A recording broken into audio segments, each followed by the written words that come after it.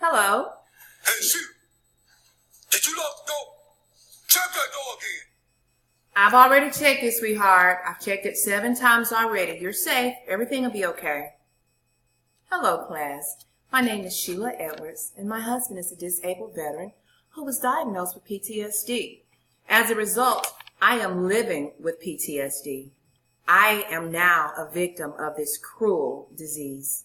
PTSD means post-traumatic stress disorder.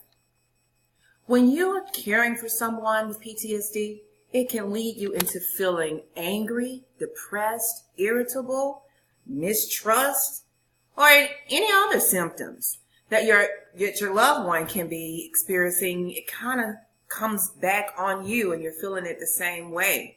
It actually causes you to adopt those same emotions, for lack of better words. The thing I learned about PTSD and what really helped me is my husband's doctor, Dr. Pandy, explained that with PTSD, their nervous system is stuck in a state of constant alert, which makes them consistently feel vulnerable and unsafe. They're always feeling like something is going on that shouldn't be going on around their environment.